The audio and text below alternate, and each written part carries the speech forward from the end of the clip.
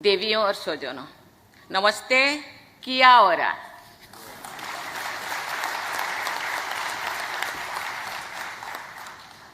आप सभी को भारत में अपने भाई और बहनों की ओर से हार्दिक अभिनंदन।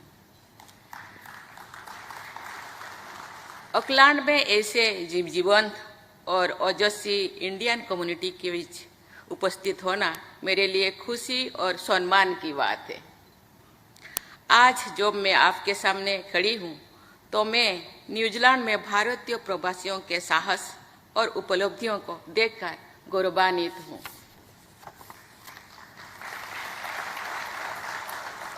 मेरे साथ हमारे राज्य मंत्री श्री जॉर्ज कुरियन, साथ ही लोकसभा के 2 सांसद श्री सौमित्र खान और श्री जुगल किशोर भी है। न्यूजीलैंड के साथ हमारे संबंध बहुत गहरे और बहुआयामी है। यहाँ के भारतीय समुदाय इस खूबसूरत देश के सामाजिक ताने बाने का अभिन्न अंग बन गया है। भारतीय समुदाय ने यहाँ के विकास और समृद्धि में अहम भूमिका निभाई है। व्यवसायिक से लेकर शिक्षा जगत, स्वास्थ्य सेवा से लेकर प्रौद्योगिकी तक आपका योगदान अमूल्य रहा है। न्यूजीलैंड की आबादी में भारतीय मूल के लोगों की संख्या लगभग, मुझे जो बताया गया है, 6% है और आपका प्रभाव जीवन के हर क्षेत्र में स्पष्ट है।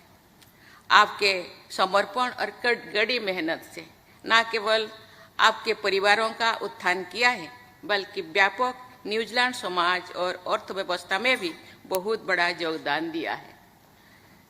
हमारे कई प्रवासी सदस्यों ने इस देश में बहुत ऊंचाइयां हासिल की है। श्री आनंद सत्यानंद जी, जो 2006 से 2011 तक गवर्नर जनरल थे, का यहाँ और भारत दोनों जगह अत्यधिक सम्मान किया जाता है। इसी तरह सर एडमंड हिलारी भारत में एक जाना माना नाम है।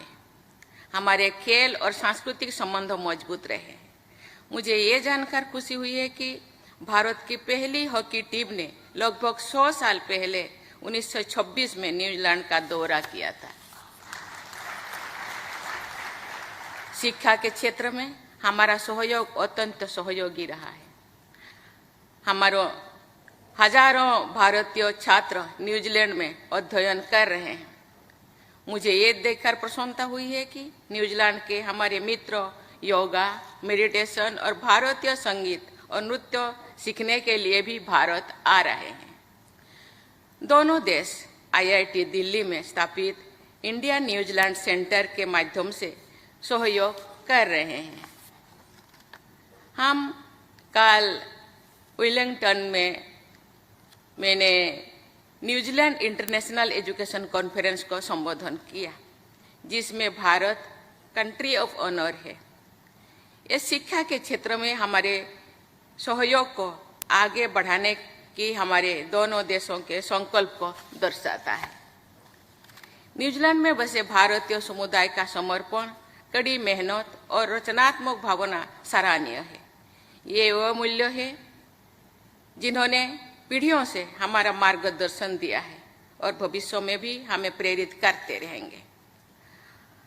आप में से हर कोई अपने अपने तरीके से भारत का प्रतिनिधित्व करता है।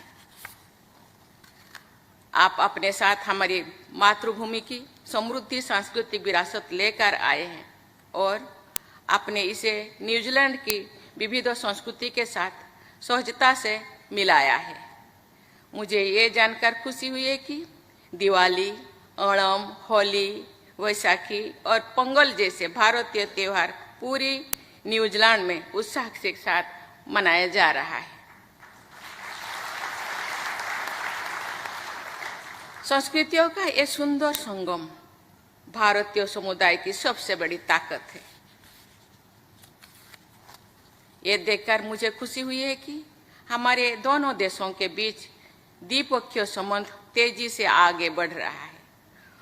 उच्च स्तरीय यात्राओं, व्यापार और प्रतिनिधि मंडली के आदान प्रदान ने भारत और न्यूजीलैंड के बीच अंडरस्टैंडिंग को गहरा करने और सहयोग के नए रास्ते तलाशने में योगदान दिया है।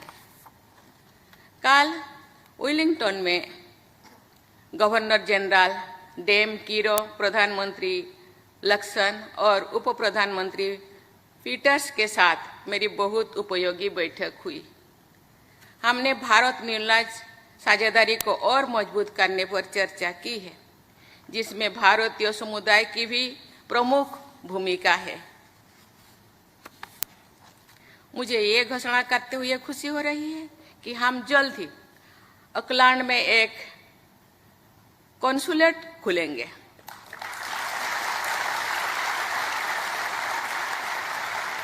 जिसका उद्देश्य यहाँ बसे हमारे प्रवासी भारतीयों की लंबे समय से चली आ रही मांग को पूरा करना है।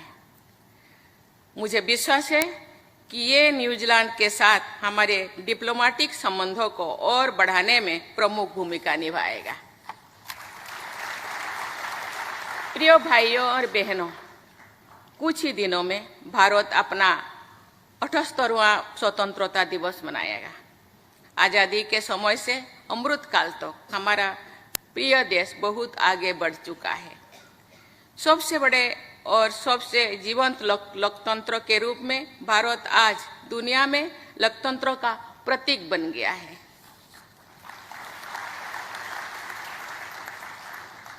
हमने दुनिया में सबसे तेजी से बढ़ती और बड़ी अर्थव्यवस्था के रूप में अपनी स्थिति मजबूत कर ली है। बहुत जल्द हमें दुनिया की तीसरी सबसे बड़ी अर्थव्यवस्था बन जाएंगे। Digital India, make in India और स्किल इंडिया जैसे इनिशिएटिव्स हमारे लाखों नागरिकों को सशक्त बना रहे हैं और वैश्विक सहयोग के अवसर पैदा कर रहे हैं। जैसे जैसे हम 2047 तक एक विकसित भारत के निर्माण के अपने उद्देश्यों की ओर बढ़ रहे हैं, हम प्रवासी भारतीय समुदाय के साथ अपने संबंधों को और मजबूत करना चाहते हैं।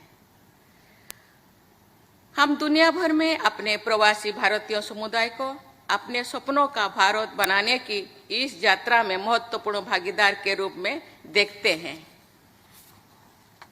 आपका स्किल, एक्सपर्टाइज और अनुभव हमारे देश की प्रगति के लिए मूल्यवान है।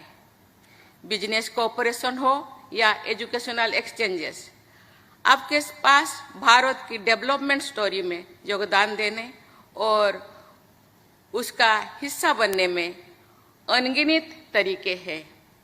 इसके अलावा इस खूबसूरत देश में भारत के प्रतिनिधि के रूप में आप हमारे दोनों देशों के बीच संबंधों को मजबूत करने में महत्वपूर्ण भूमिका निभाते रहे।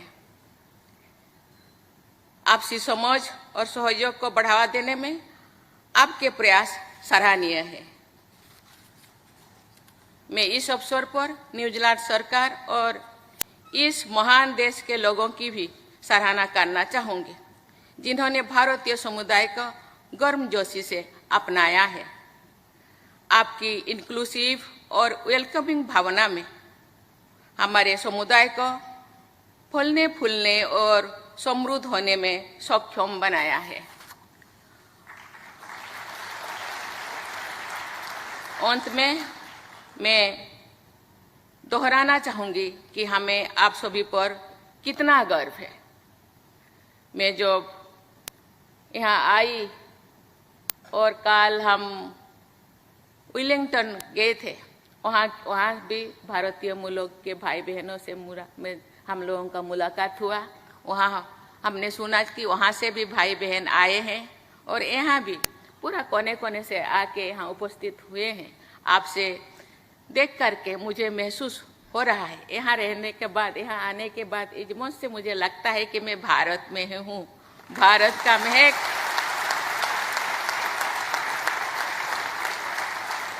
भारत का महक यहाँ अनुभव हो रहा है।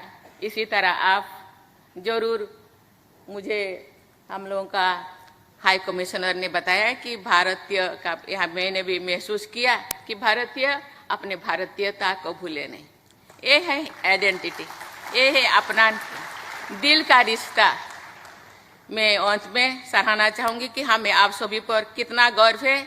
आपकी उपलब्धियां हम सभी के लिए प्रेरणा का स्रोत है। यहाँ भी आपने अपना नाम रोशन कर रहे हैं, साथ ही साथ इसी देश का भी, भारत का नाम के साथ साथ इसी देश का भी आप नाम रोशन कर रहे हैं। ये सबसे बड़ी बात है।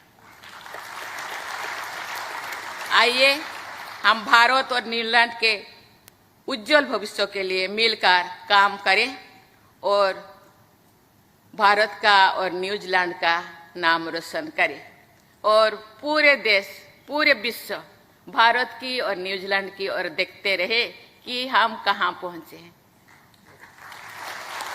धन्यवाद। जय हिंद। देवियों और स्वजनों, नमस्ते। वीके न्यूज, राष्ट्र के नाम।